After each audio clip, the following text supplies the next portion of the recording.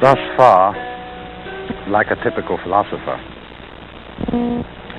I've been trying to explain what Zen and Buddhism is. And odd as it may seem, this is really quite the wrong thing to do. And stranger still, if in these talks I succeed in giving you some sort of impression that you understand that the whole problem has been made clear in words, I shall really have deceived you. Because you see, part of the whole reason why life seems problematic to us and why we go in for philosophies to try and clear it all up is that what we are trying to do is we are trying to fit the order of the universe to the order of words. And that's, in a way, what I'm trying to do in making this whole question of Eastern philosophy clear. I've said in previous programs that the real basis of Buddhism is not a set of ideas, but an experience. And this, of course, is something altogether other than words. If you have, say, tasted a certain taste, the taste of water, you know what it is. But to somebody who hasn't tasted it, it can never be explained in words. But the problem goes far beyond that. It's basically that the whole order of the world is different from the very simple order of syntax, of grammar. And that while on the one hand the order of the world is extraordinarily complex, the order of words is really very, very simple. And therefore to try and explain life is really as clumsy an operation as trying to drink water with a fork. But this is what makes everything seem so problematic. When we say we're trying to make sense out of life, that means in a way that we're trying to treat the real world as if it were a collection of words. Now, words have a meaning. You can look them up in the dictionary, and they mean something other than words. But you can't look up actual people or mountains or actual stars in a dictionary. They're not in a dictionary. They're not words. And therefore, they're not signs. But the real difficulty that we encounter in trying to make sense out of life is that we are trying to fit a very, very complex order, life itself, to a very, very simple order, the order of words, and this involves us in all kinds of tangles and difficulties. Now, in the Chinese language, there are two terms which signify these two different orders, represented in two different characters. And the first character is zi, and this means the order of things as measured, the order of things as written down. And so, in one sense, this word has the meaning of law. Sometimes we speak of the law of nature, but the law of nature could never be zi unless we made an attempt to describe it, to write it down, so that we can think about it in words. But this word, as I said, only means the order of things as we can think about them in words or in numbers or in some kind of measures. Chinese language has another word for the actual order of nature, and this word is li. This is a peculiarly interesting term because its original meaning is the markings in jade, or the grain in wood, or the fiber in muscle. And it has been translated by the great student of Chinese thought, Joseph Needham, as organic pattern. But it refers to the kind of complex order that we see, for example, when we look at the stars and see a gaseous nebula, something extremely indeterminate in its form. Or perhaps again, when we look at markings in rock and see this glorious rippling, which is incredibly difficult to describe, although easy enough to understand with our eyes and our feelings. But to try and put that kind of order into words is always beyond us. And it is for this reason that the attempt to make sense of life will always fail. Now, this order of Lee, of the infinite complexity of organic pattern, is also the order of our own bodies and of our own brains and our nervous systems.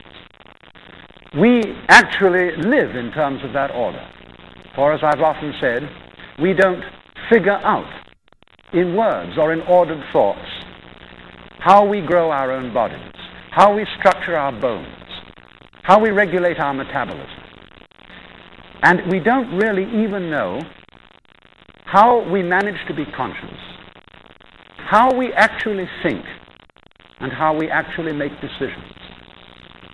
We do these things indeed, but the processes of the order of the physical body which underlie them are completely mysterious to us, and that means we can't describe them, even though we can do them. I can open and close my hand, and a physiologist can tell me exactly how I do it in his physiological terms. But strangely enough, that doesn't really enable the physiologist to open and close his hand any better than I can do it, who don't understand the physiology of the thing at all. And so you see, we are actually relying all the time upon this peculiar, unintelligible, that is unintelligible in words, form of natural order. It's at the basis of everything we do.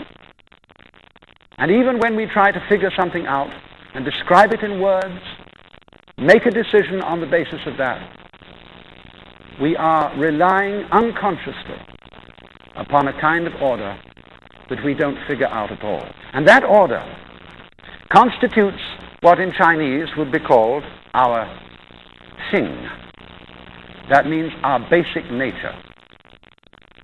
And Zen Buddhism is described as the art of seeing into one's own nature.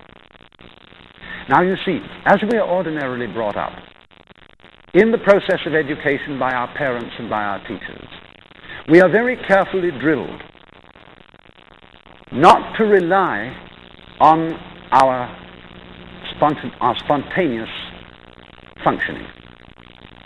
We are taught very carefully to figure everything out. That is to say, the first thing we learn in life is the names for everything. And that teaches us to treat all the various things of the world as separate objects. A tree is a tree. And we are taught also to behave consistently, almost as if we were characters in a book. You know how the critics criticize a character in a novel very often. They say, Mr. So-and-so, the author, doesn't make his characters very consistent, as if they were actually consistent in life. And I think sometimes we take our cues for living from literature. And therefore, since we are brought up to make sense of ourselves, to be able to account for ourselves, that is to say, to be able to rationalize our actions in words, we are always developing a kind of second self inside us, which in Zen is called the observing self. And this is the self that, as it were, comments on us all the time, that asks, oh, what will other people say? Am I being consistent? Does what I do make any sense?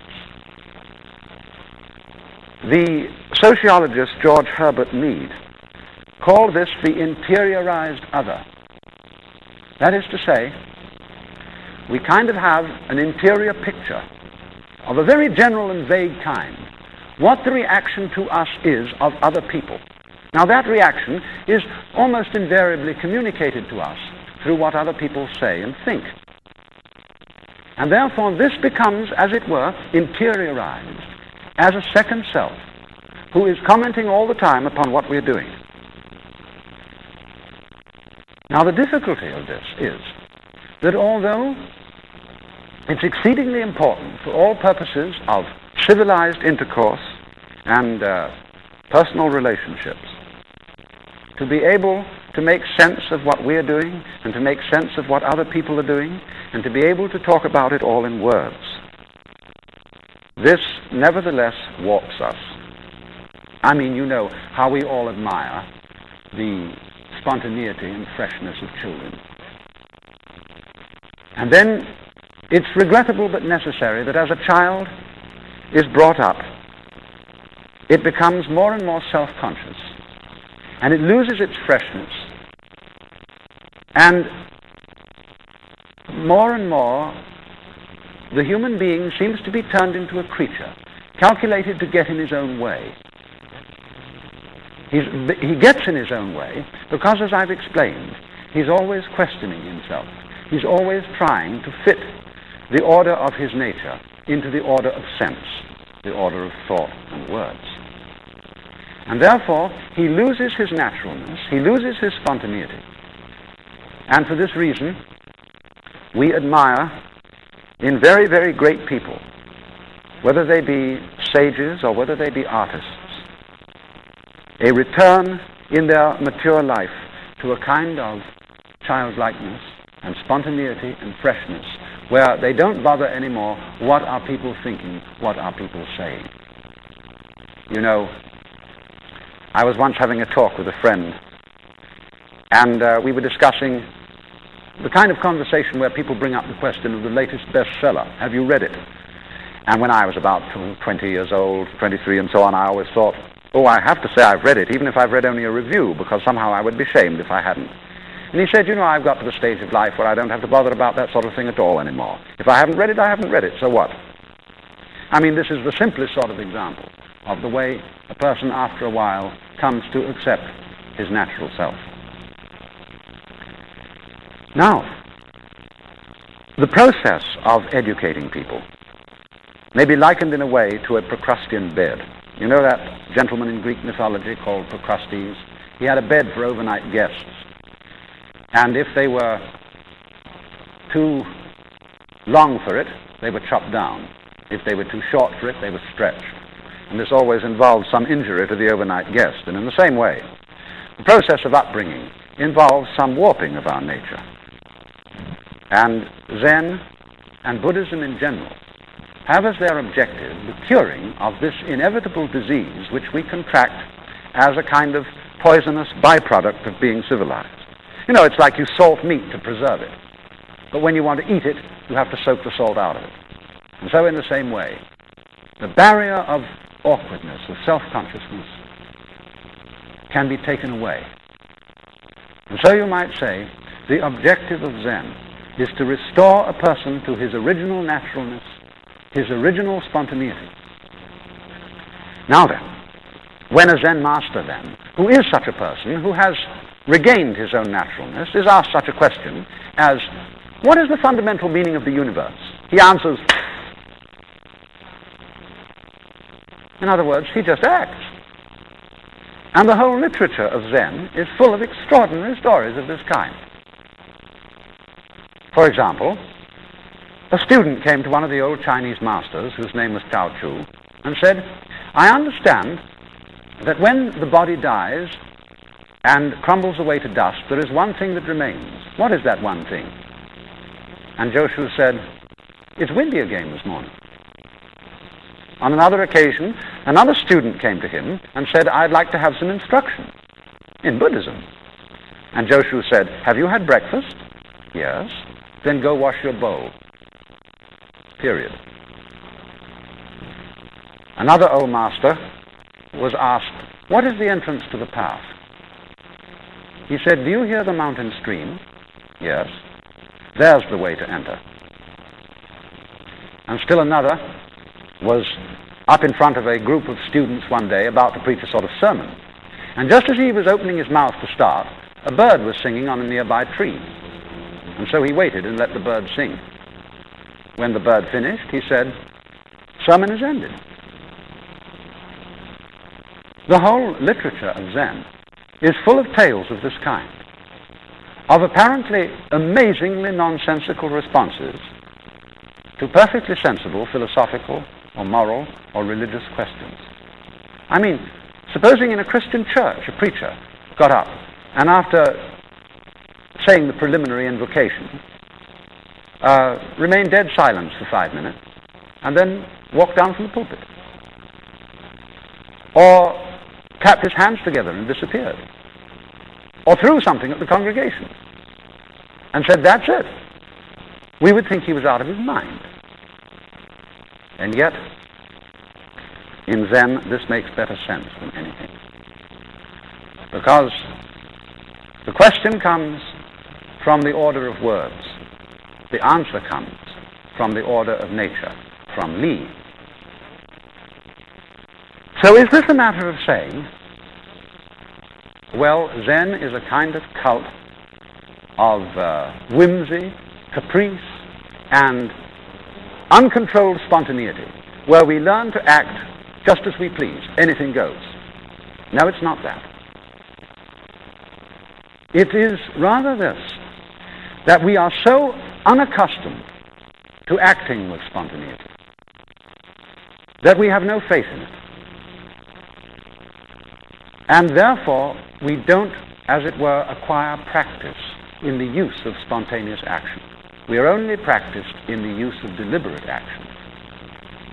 And what Zen proposes to do is to give us training in the practice of spontaneous action. For at the basis of all Chinese thought, there is a profound trust or faith in the natural functioning of our own mind bodies. That is to say, it would never occur to them to make sense that we should mistrust our own nature, that we should say man's nature is fundamentally depraved and unreliable. Because if that were true, we would not even be able to trust our own mistrusting. And then we should be tied up in an entirely vicious circle. To do anything at all, man has to be able to trust himself, and therefore to trust his own spontaneous functioning. And for this reason, Zen Buddhism, historically in China and Japan, has provided, as it were, the Zen monastery as a protected area in which this training can take place. Now, of course, I'm not right exactly in referring to it as a monastery, because this is not a place which is a home for monks in our sense. That is for people who take life vows of poverty, chastity, and obedience. It's rather more like a school, a training school or a seminary, where a student goes for a limited period for training in the art of Zen under circumstances which are protected. And thus, the head of this sort of an institution is a Zen master. This is an old painting by Soga Jasoku, Japanese painter, of the great Chinese master Lin Chi. Look at that man. Tigerish, fierce, forbidding. Or consider a modern type. This is a living Zen master in Kyoto today. A serene, slightly humorous, powerful man, completely at ease. Or this Sokean Sasaki, who taught Zen in the United States for very many years. A master, but not a master in the ordinary sense, because in a way, he has nothing to teach. He has no system of doctrine.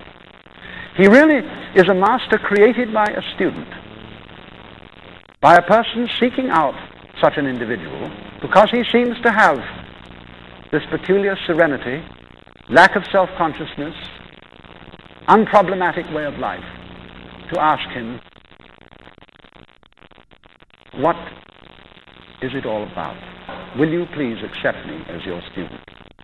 And so here a prospective student comes to a Zen monastery and asks to be admitted. And the answer is invariably, we don't take anybody new here. There are lots of people here as it is, and there isn't enough rice to go around. And in any case, what would you want to study Zen for? What is there to study? There's nothing to teach. And so he has to sit and wait, humbly and patiently, with his head on the steps, until the people inside, the master, feel like getting around to admitting him. This is, of course, a test of his sincerity. And it's putting it up to him. You know the saying, anybody who goes to see a psychiatrist ought to have his head examined. There are several double takes in that. In the same way, anybody who sticks his neck out and applies to study with a Zen master has applied to be taught what can't be taught. So eventually, they let him in. And here he comes for his first interview with the master. And in this interview, the master doesn't tell him anything. He simply asks him a question. You know, it's not quite a silly question that gets a silly answer. But if you want to know what the problem of life is, if you want to know the solution to it, the master asks him in effect, who is it that wants to know? Who are you? But he may put it in the formal style of what is called koan, K-O-A-N, which means a Zen problem for meditation, such as, what is the sound of one hand? Or, before your father and mother conceived you, what was your true nature? In other words, who are you? Show me you. Don't just give me a theory as to who you are, an idea, but demonstrate by an actual act which will show me your genuine, naked self.